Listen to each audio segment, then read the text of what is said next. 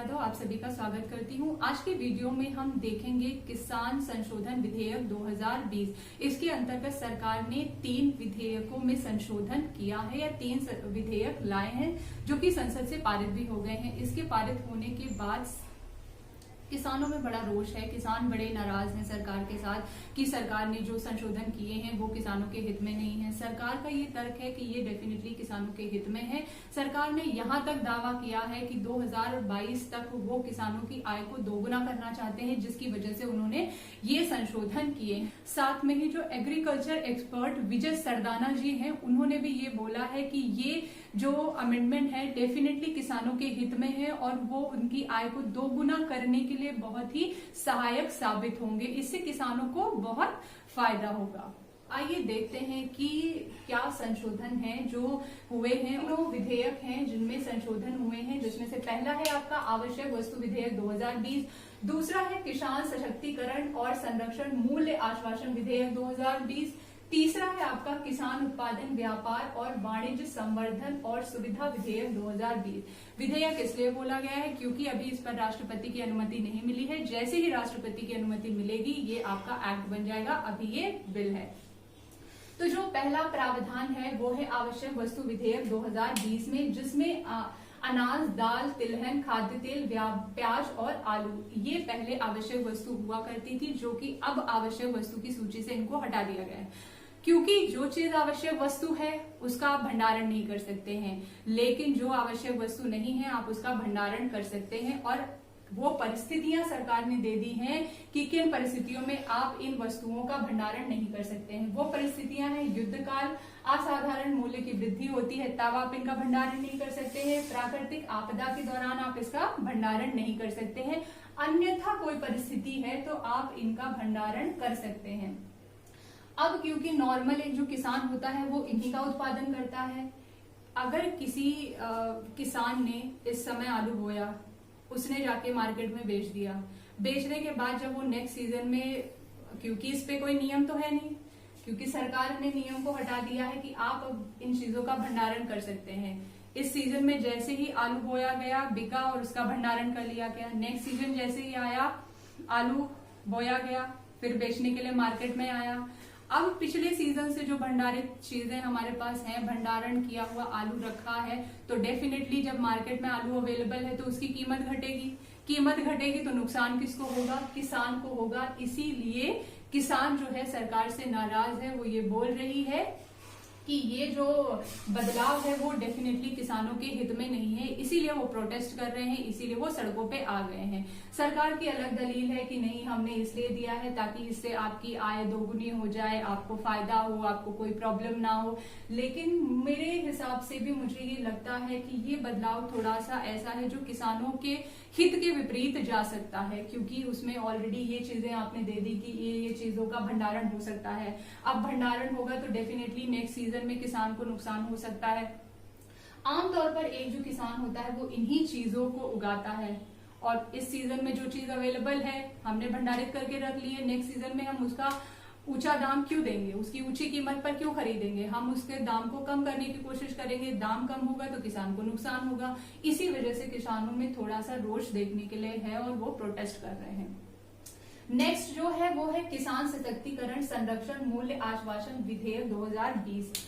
इसमें इन्होंने, सरकार ने जो प्रावधान किया है वो अच्छा है।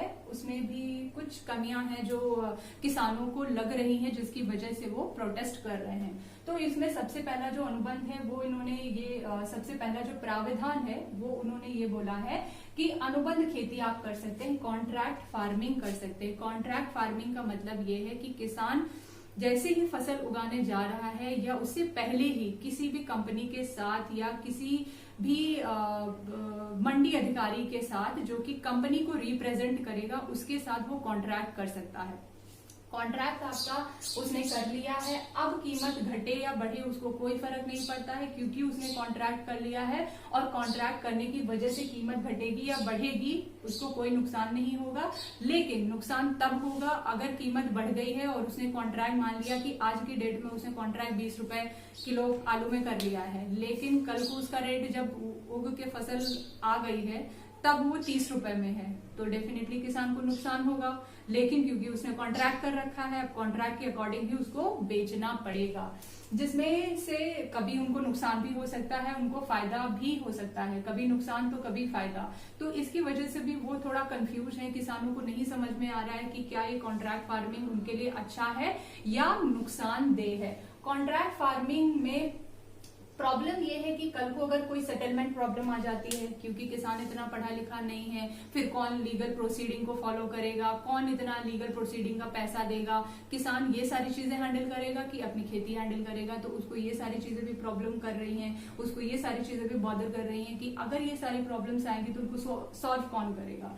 फिर है आपका, अगर कंपनी बंद हो जाती है, मान लिया किसी कंपनी के साथ किसान ने कॉन्ट्रैक्ट कर लिया, अब वो कंपनी बंद हो गई, दिवालिया हो गई। हम जानते हैं अगर कोई कंपनी बंद हो जाती है, दिवालिया हो जाती है, तो डेफिनेटली हम उस पर क्लेम नहीं कर सकते हैं। जब क्लेम नहीं कर सकते हैं तो आपको आपका कॉन्ट्रैक्ट भी बेकार हो जाएगा, किसान को फिर नुकसान होगा। तो इस वजह से भी उनको ये लग रहा है कि ये सारी चीजें उनके हित के विपरीत हैं, जिस वजह से वो प्रोटेस्ट कर रहे हैं। आपका जो नेक्स्ट है वो है किसान उत्पादन व्यापार वाणिज्य संवर्धन सुरक्षा विधेयक 2020। इसमें इन्होंने बोला है, सरकार की जो राय है या सरकार ने जो तर्क दिया है वो ये बोल रहे हैं कि वो वन नेशन वन मार्केट बनाना चाहते हैं, लेकिन किसान ये बोल रहे हैं कि आप वन नेशन और वन एमएसपी बनाइए। एमएसपी का मतलब है मिनिमम सपोर्ट प्राइस रखिए। सरकार ये बोल रही है कि हम एमएसपी नहीं खत्म करेंगे। दूसरी तरफ सरकार की ही एक समिति है जिसका नाम शांता समिति है, उसका ये मानना है या उसकी ये रिपोर्ट है, उसकी रिपोर्ट के अनुसार एमएसपी को खत्म कर देना चाहिए, क्योंकि ये सरकार के ऊपर एक एक्स्ट्रा बर्डन क्रिएट कर रही है, जिसकी वजह से किसानों को ये लग रहा है कि आगे चलकर एमएसपी को खत्म कर दिया जाएगा और उनके हितों का संरक्षण नहीं हो पाएगा। अगर ये सारे प्रोविजंस आ गए तो सरकार एमएसपी को क्यों रखेगी? एमएसपी का मतलब ये होता है कि सरकार फसल के उगने से पहले ही एक मिनिमम सपोर्ट प्राइस फिक्स कर देती है, सरकार उसी प्राइस पर लेने के लिए बाध्य होती है किसानों से फसल। अगर एमएसपी नहीं रहेगा तो किसान के पास ये एक मिनिमम सपोर्ट वाला सिस्टम जो है वो खत्म हो जाएगा, उनको अपनी कीमत किसी भी रेट पर बेचनी पड़ सकती है, जिस वजह से उनको ये लग रहा है कि ये जो बदलाव किया जा रहा है ये उनको नुकसानदेह हो सकता है। एनएसओ के रिपोर्ट के हिसाब से उन्होंने ये बोला था कि जो 6% किसान है वही सरकारी मंडी तक पहुंच पाता है। अब जो किसान सरकारी मंडी तक नहीं पहुंच पा रहा है, अगर एमएसपी हटा दिया गया तो कम से कम उसके पास जब एमएसपी था तो कम से कम उसके पास ये तो कहने के लिए था कि एटलीस्ट उसको अपनी फसल का मिनिमम प्राइस तो मिलेगा। लेकिन अगर एमएसपी हट गया तो उसको मिनिमम प्राइस का जो सिस्टम है वो अगर खत्म हो गया तो उसको वो भी नहीं मिल पाएगा, किसान को उसकी फसल का मिनिमम प्राइस भी नहीं मिल पाएगा, जिस वजह से भी वो नाराज हैं। अभी इन्होंने सरकार ने बोला वन नेशन वन मार्केट, लेकिन किसान ने क्या बोला? One nation one MSP minimum support price. और मिनिमम सपोर्ट कौन फिक्स करता है? मिनिमम सपोर्ट जो है वो कृषि लागत और मूल्य आयोग इसको फिक्स करता है। फिर उन्होंने बोला, सरकार ने बोला कि कृषक जो है वो अपनी फसल को ऑनलाइन बेच सकता है। अब भाई जो कृषक 6% ही सरकारी मंडी तक पहुंच पा रहा है वो अपने माल को ऑनलाइन कैसे बेच पाएगा?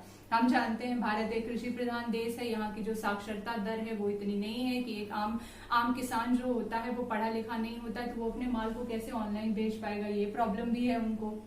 फिर है बिचौलिए कांड। बिचौलिए वो होते हैं जो किसान और जो छोटे छोटे रिटेलर्स होते हैं उनके बीच की जो कड़ी होती है उसको बिचौलिया बोलते हैं। वो किसानों से माल को खरीदते हैं और जगह जगह पर सप्लाई करते हैं। तो अगर बिचौलियों को खत्म कर दिया गया तो जो 6% किसान है मंडी पहुंच रहा है, जो 94% किसान है मंडी नहीं पहुंच पा रहे हैं, उनका क्या होगा? क्योंकि अब तक जो डीलिंग थी वो बिचौलिया कर रहे थे उनके साथ, लेकिन अगर बिचौलिए का अंत हो गया तो जो 94% लोग हैं वो कैसे डीलिंग करेंगे, वो कैसे अपने माल को पहुंचाएंगे? क्योंकि उनके पास ये बड़ी समस्या रहते हैं, ना वो भंडारण कर सकते हैं, ना वो ट्रांसपोर्ट का खर्चा उठा सकते हैं। तो ये जो बिचौलिया होते हैं ये फसल के सीजन में जाकर किसान के साथ डील करते हैं और अपना ट्रांसपोर्ट लेके आते हैं, फसल को लेते हैं और लेके जाते हैं और उनको एक मिनिमम प्राइस दे देते हैं, जिसकी वजह से किसान निश्चिंत रहता है। लेकिन अगर बिचौलिए का अंत हो गया तो फिर किसानों को एक और प्रॉब्लम होगी कि वो कैसे माल को लेके जाएंगे, ट्रांसपोर्ट का खर्चा उठाएंगे, कैसे वो पूरा सिस्टम मैनेज करेंगे। इससे भी उनको लग रहा है कि वो कैसे ये सारी चीजें मैनेज करेंगी, जो उनको लग रहा है कि ये उनके हितों के विपरीत है। फिर है किसी भी राज्य में जाकर बेच सकते हैं। अब फिर से वही पॉइंट कि किसी भी राज्य में जाकर तो वो बेच देंगे, लेकिन उस ट्रांसपोर्ट का खर्चा कौन उठाएगा, उसके साथ जो उनके खाने पीने का खर्चा है वो कौन उठाएगा। अब वो इतना पढ़ा लिखा नहीं है कि वो हर ये सारी चीजें मैनेज कर पाए। इसीलिए उनको ये लगता है कि ये जो संशोधन हो रहे हैं इसमें जो उनके हित हैं, उनके हित को सही से प्रदर्शित नहीं किया गया है, इसीलिए वो रोड पे आके प्रोटेस्ट कर रहे हैं। तो सरकार को भी मुझे लगता है कि एक बार सोचना चाहिए और उनके हितों को संरक्षण वापस से फिर से एक बार इसका रिविजन करना चाहिए और किसानों से बातचीत करनी चाहिए कि उनका क्या व्यू है, वो क्यों इसको प्रोटेस्ट कर रहे हैं, क्या चाहते हैं कि इसमें क्या बदलाव होने चाहिए। क्योंकि हमारा भारत देश एक कृषि प्रधान देश है, हमारी अर्थव्यवस्था जो है डेफिनेटली उसी पे डिपेंड करती है। अगर उनके हितों का संरक्षण नहीं होगा तो फिर किनके हितों का संरक्षण होगा। तो सरकार को एक बार उनसे बात करनी चाहिए और उनको समझाने का प्रयास करना चाहिए कि ये किस किस तरह से आपके लिए फायदेमंद है। अगर उनको लगता है कि ये नुकसान उनको है तो डेफिनेटली सरकार को इनमें सुधार करने चाहिए और सुधार के बाद इनको लागू करना चाहिए। तो आज के वीडियो में बस इतना ही, मिलते हैं नेक्स्ट वीडियो में, तब तक के लिए थैंक यू।